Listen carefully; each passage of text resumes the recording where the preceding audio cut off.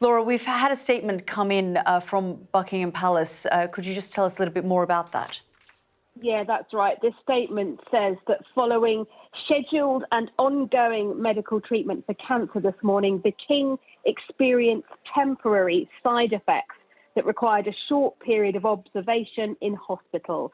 His Majesty's afternoon engagements were therefore postponed. It goes on to say His Majesty has now returned to Clarence House and as a precautionary measure, acting on medical advice, tomorrow's diary programme will also be rescheduled. His Majesty would like to send his apologies to all those who may be inconvenienced or disappointed as a result. So news this evening that following that ongoing treatment for cancer, which he's been receiving for over a year now, he did experience what's been described as temporary side effects. No more details as to what caused them or what those side effects were. We are being asked not to speculate in this way, but we know that temporary and such issues like this are not particularly uncommon. The King now at Clarence House, where we understand he is in good form and is continuing his work, working on state papers and able to make calls from his study there. We know that he was visiting the London clinic where it's been treating him previously, and that the Queen didn't join him. We have had this from the palace saying that the King was due to receive credentials from the ambassadors of 3 different nations this afternoon, tomorrow due to undertake 4 public engagements in Birmingham, and is greatly disappointed to be missing them on this occasion. He hopes very much that they can be rescheduled in due course and offers his deepest apologies to all those who'd worked hard to make that planned visit possible. We don't expect any major changes to his diary in the coming days and weeks. And of course, with that Italian state visit due to go ahead in just over a week, there's not expected at the moment to be any change to that. And we're not expecting any further updates other than the news today that he did suffer side effects while undergoing his scheduled and ongoing treatment for cancer. It led to him having to cancel this afternoon's engagements and engagements that were due to take place in Birmingham tomorrow. Yeah, I mean, Laura, the King has had a difficult 2024, but he did persevere, didn't he? And we knew at the end of last year that his treatment would continue into the new year. Yes, we've always been told that there wasn't going to be a running commentary on the King's treatment. We haven't been told, for example, what kind of cancer he has and what kind of treatment he's been undergoing, other than that it is a regular course of treatment. But news today, I think that he did experience side effects from that treatment is obviously a concern, but we are being advised that this isn't a sort of a major problem in terms of his ongoing recovery, which the palace is keen to point out continues in the right direction. But of course, it has been several months now since he's been undergoing this treatment. I mean, for himself, he will be disappointed. I think for him, part of his cure and getting through this has been to carry on with his work. He's known to be a workaholic. He gets a lot out of his work. And, the very fact that we've been told he's at home in Clarence House, obviously having to cancel today and tomorrow, but he is in good form, continuing to work on those state papers and make calls, very much a suggestion that this was a temporary side effect, that as far as the rest of his work, it is business as usual, other than the fact he won't be seen out and about tomorrow. Yeah, I mean, Laura, I remember when news came out about his cancer, so many people who knew him well were speaking at the time about the fact that he would have wanted to get back to work as quickly as possible. As you say, he's known to be a workaholic. So no doubt, again, not speculating about this latest news, but he would want to get back straight to business as soon as possible. Absolutely. And like I say, I think part of his recovery has very much been for him to carry on, to keep doing the work that he enjoys and knows as monarch he has to do. He wants to be out and about. He wants to be seen.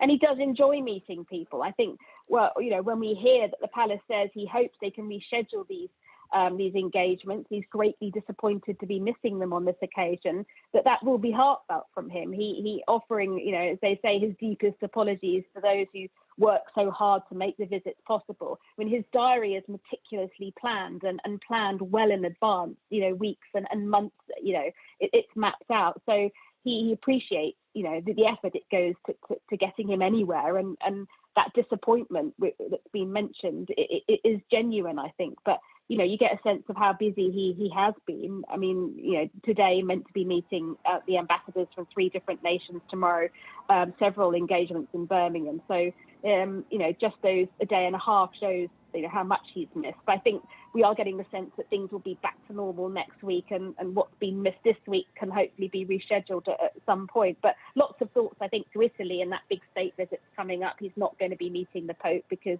the Pope isn't well enough to receive such a visitor at the moment. But the rest of that trip will go on as planned, and that's coming up, in the not too distant future. Yeah, Laura, we've also seen the pivotal role that the King has played just in the last few weeks. That letter that went to Donald Trump in the hands of Keir Starmer. He met with Zelensky soon after that blow up at the Oval Office. And we were just looking at images just now of the King with Mark Carney, the new Canadian Prime Minister as well, at a time of global upheaval. So many leaders have turned to him for wisdom and calm, including, frankly, Donald Trump. That's right. I mean, a lot is often spoken about the soft power, the so-called soft power of the monarchy, but I think we really have seen it hard at work recently. Keir Starmer knew that sort of hand sign note from the King inviting Donald Trump for the state visit would resonate with Trump, and perhaps the King seen as this sort of neutral force in many ways, and a family that Trump has long held in admiration, and particularly the late Queen as well. That there was a role that the King could play. But it was very interesting, wasn't it, when Zelensky was in the UK, how the King invited him to that private meeting at his private residence in Sandringham. And, often talk, isn't there, about what they do, what they wear, the colours they wear and things. But I think there are subtle ways that the King can get across a much bigger geopolitical message and sort of be used as this sort of, as I keep saying, a secret weapon of diplomacy by the government in a world where there are so many fractures and divisions at the moment. Yeah, absolutely. Laura, we're just going to keep you right there and also just recap that statement from Buckingham Palace, which came in the last few minutes. And it said, following scheduled and ongoing medical treatment for cancer this morning, the King experienced temporary side effects that required a short period of observation in hospital. His Majesty's afternoon engagements were therefore postponed. His Majesty has now returned to Clarence House, and as a precautionary measure, acting on medical advice, tomorrow's diary programme will also be rescheduled. His Majesty would like to send his apologies to all those who may be inconvenienced or disappointed as a result. Well, let's bring in our royal commentator, Alistair Bruce. And Alistair, I was just speaking there to Laura about the fact that, the King's schedule is so meticulously planned. He is a workaholic. We know he enjoys these engagements. And when he was diagnosed initially with cancer, so many people were talking about the fact that he just wanted to get back out there. So no doubt he's disappointed. But obviously this is ongoing medical advice as well, that he needs to just take it easy until further notice. I think for the King, who has been doing his work consistently with the need to deal with his cancer treatments, and clearly today something has occurred, and in order to get back to full output, he's taking the advice as a result of the setback today of stepping back. But with great courtesy, he has apologised, and I think everybody will understand that progress towards health for all sorts of people can be set with so many challenges. And for the King, who will want to return to the maximum output and contribution he can make, literally 2 days ago, I was standing in front of him when he invested me with some insignia that I received in the New Year honours. And I had a fantastic conversation with him. He was standing there for about an hour and a half, handing out honours and awards. So he is maintaining as best he can all the challenges and tasks that his role requires. And I think that hearing this now, particularly as I was chatting with him only 2 days ago, it's really alarming to know that, he is dealing with this cancer treatment while he is trying to maintain his duties as sovereign. And he is of an age where if there is a setback, very sensibly, the doctors are giving the advice that they have. And at the moment, it sounds like he's back home and it's only tomorrow's diary that's being looked at. So let's see how that goes. But he will have a big schedule because that's what he wants to do. And I expect, like anybody else who is dealing with any form of medical discomfort, people want to get back to what they do, and the king is no different. Yeah, indeed. And you just talking there about the fact that just a couple of days ago, 48 hours ago, you were there with him and he had this engagement that lasted 90 minutes or so. We forget just how grueling this schedule is. And then on top of that, sort of managing soft power as well. I was just talking to Laura about the fact that he met with President Zelensky just a day after that blow up in the Oval Office. He, managed that visit of Keir Starmer by, sending that letter offering a second state visit. And of course, Mark Carney, the new Canadian Prime Minister as well, coming and seeing the King. So his schedule, is not just jam-packed, but he's having to deal with a range of issues within that. Well, unlike most people in public life, and particularly in public political life, the king has been a part of all this world politics since he was quite young, because his mother, as queen for 70 years, drew him into some of the most extraordinary encounters with people all over the world, some of the great leaders that the world has seen. And so he is very comfortable in the company of those who are dealing with the challenges of the world, even though as a constitutional monarch, he has no decision-making capability, but he can convene, he can, by his presence, do a great deal.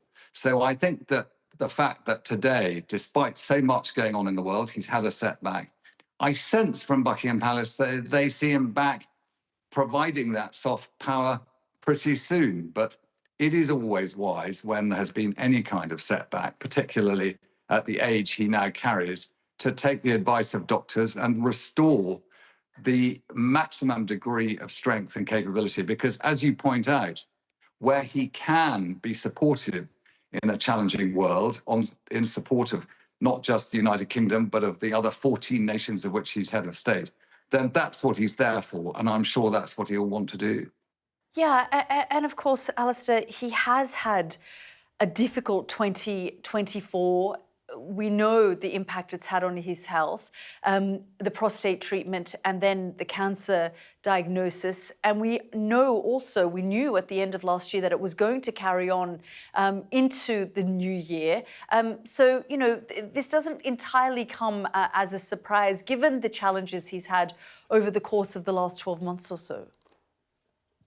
Anyone who knows cancer in their own family will know what a challenge it presents to the sufferer and to the family and to those who are trying to give help and support to them. It's a long and challenging process. And I think that we can assume that the king has the very best support in this process. And clearly today, quietly and without it appearing to interrupt his duties as sovereign, he has continued to attend for his treatment, and something obviously went slightly wrong, or there has been a reaction to what was done to him, and he's going to need to recover from that. If he was in his 20s, I'm sure that would be passed very quickly, but because he is a lot older, he needs to take that time. The system is one that will enable him to adjust, and looking at the way he likes to operate, he will find a way of making good on any engagements he fails to attend. It may not be immediately, but he's the kind of person who will do that. And obviously, with the Queen at his side and with other members of the royal family supporting him, they will find ways to make sure that those who are disappointed. But at the moment, I think anybody who knows cancer in their family will know that the key task for the king now is to recover and return to his treatments at the same time as he does his job. Yeah, indeed. And when you talk about family there, I mean, the Queen has stood by him and supported him throughout. But of course, they've also been rocked by, Catherine Middleton's illness as well in the course of the last year as well. So the family hasn't just been dealing with the King's health, but of course, Catherine's health as well.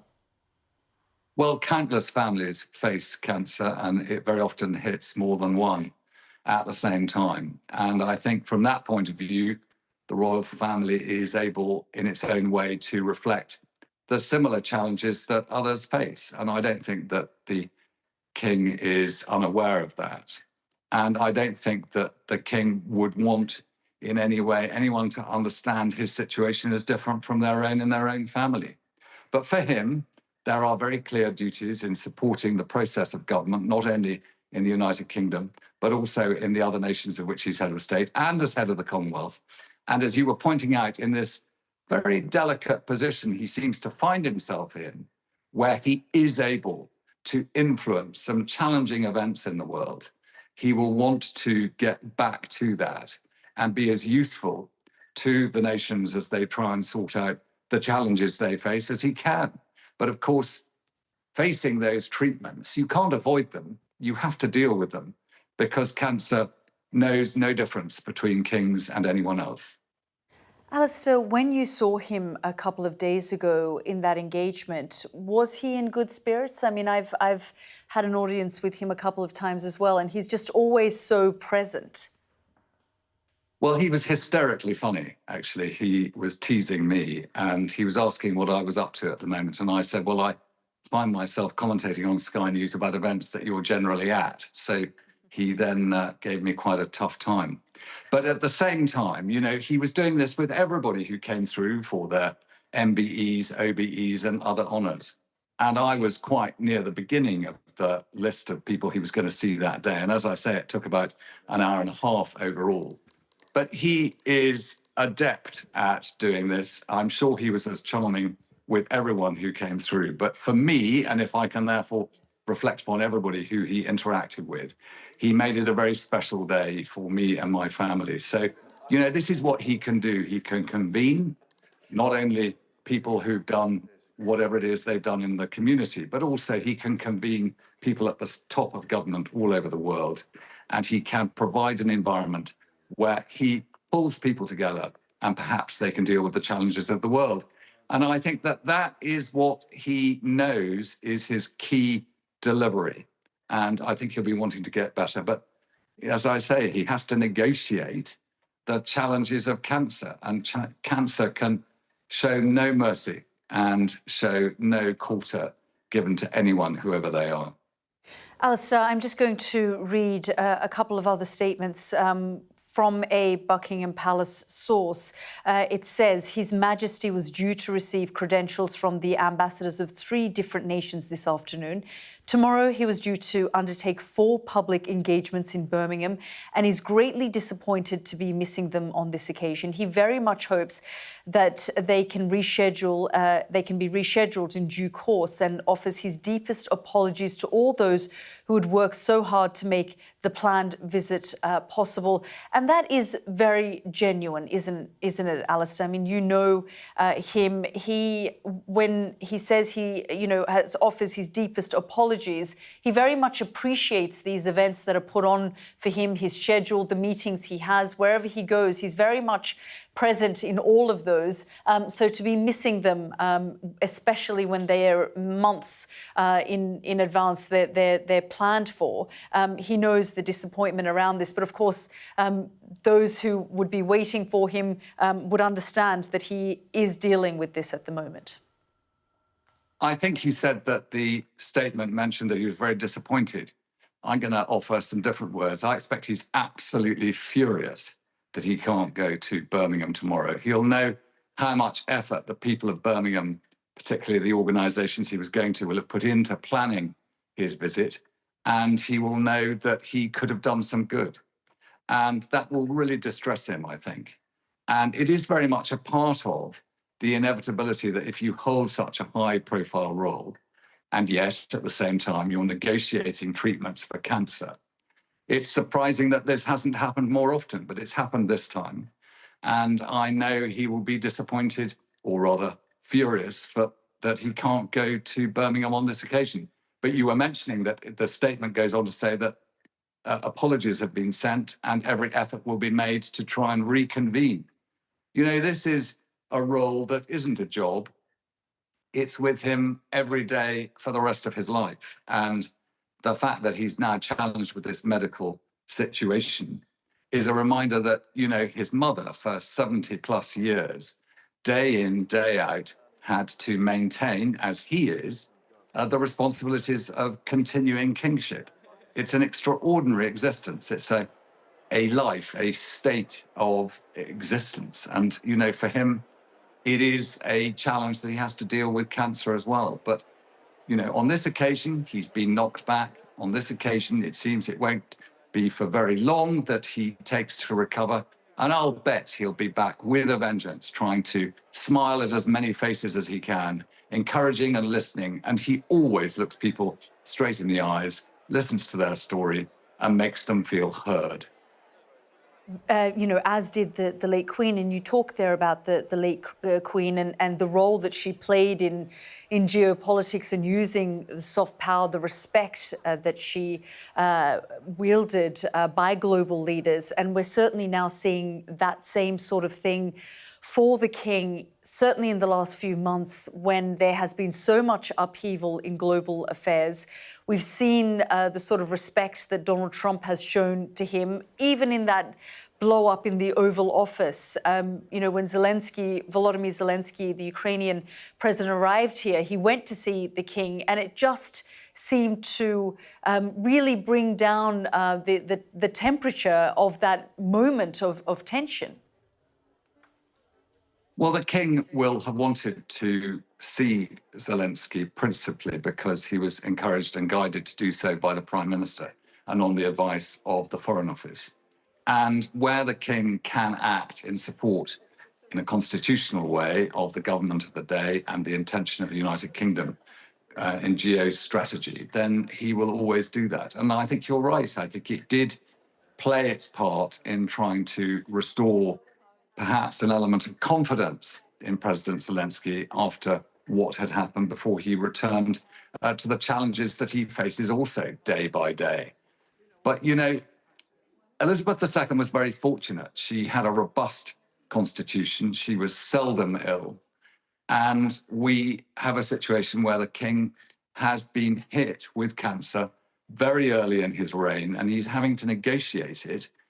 Like so many other diseases, you can't tell cancer to go. It'll go in its own time, in its own way. And much of the treatments that are involved in dealing with cancer are immensely challenging for people's bodies and what they have to deal with. So we don't know what is going on or precisely what the treatment was. But what we do know is that the King, at the age he is, has had a setback today, and he's home now, and he's recovering. And I'm not surprised they've announced that he's not going to Birmingham tomorrow. And I think any of us who had imagined some kind of situation like that happening to us, we probably wouldn't be able to go to Birmingham tomorrow either.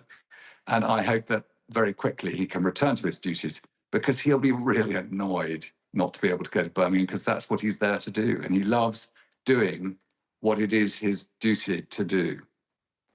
Yes, I mean, Alistair, to that point, even after the cancer diagnosis and when the world was informed about it, I mean, one thing became very clear. It was that he was eager to get back to work, back to his engagements, and he did do that very quickly. And even though we knew at the end of last year that the treatment would continue into this year, we were told things were looking very positive, and he still persevered and continues to do so. And you know him well. He will want to go back to work as soon as possible. Yes, I mean, he became king, and almost immediately he was challenged with dealing with cancer. And it came as a great surprise to everybody because we're just not used to seeing our monarch dealing with such a challenge. Elizabeth II, as I say, was robustly healthy throughout her life. Yes, George VI, the king's grandfather, suffered in his own way, but it was a different age when monarchs being unwell was not necessarily so easily noticed by this constant scrutiny of the life that the head of state now leads.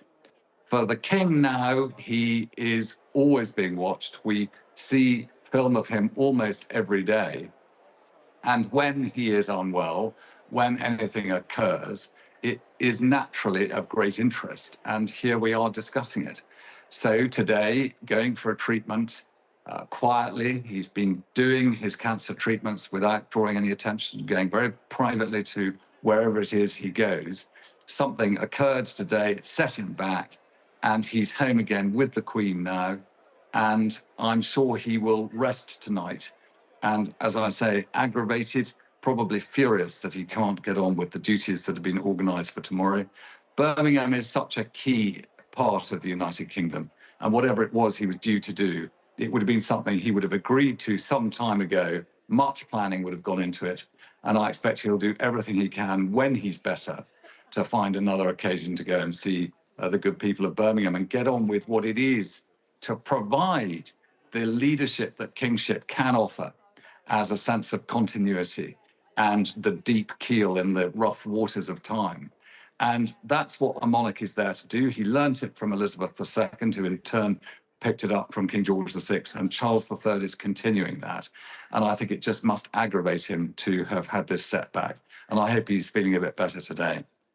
Alistair, I don't know how much you know about the inner workings of how these schedules are put together, but, you know, when something like this does happen and you see the kind of schedule he has and how tight it is and how well in advance it's planned and prepared, I mean, how do they go about sort of managing it so that it doesn't collide with other things? Is it just everything just becomes more squeezed? Because, of course, they would have had a lot of that in the course of the last year. Does his schedule on the days that he then is able to work again just become that much more hectic? Well, the King's private secretary, Sir Clive Alderton, with the team of other private secretaries who run the King's diary, will have been managing the intent that the King has to meet all the obligations and duties that are given. And then a schedule will be made up, but all the time, Buckingham Palace has to make sure the King has time to go off for his cancer treatments. They're done very quietly. It's a private matter between the King and his doctors, just as it would be for any of us. And yet at the same time, they've got to try and make sure all that's figured in. The King has constitutional duties. There are boxes to be read every day, forms and documents to be signed and approved, and decisions taken, albeit decisions that have been laid before him and prepared for him. But this seen to be believed element of kingship means that the King likes to travel around the United Kingdom to visit organisations. And each of these, through the Lord Lieutenants of the counties and through the mayors of the big cities, they put forward ideas that they would like visits and what they would like visits to cover. And the King has things that he will try and include in those. But ultimately, it's meet people, encourage people, affirm projects, charities, institutions, things that people are doing in communities in order to try and improve life for as many people as possible in the United Kingdom. That's roughly what it's all about. And so when we hear tonight that because of a setback during a treatment today, the King has decided, whilst resting to get over whatever happened, he will not be going to Birmingham tomorrow. It's a big deal for all those who planned it. They'll be disappointed, but all of them will understand. Yes, absolutely. Alistair, thank you so much for bringing us up to date and helping us understand the latest situation impacting the health of the King.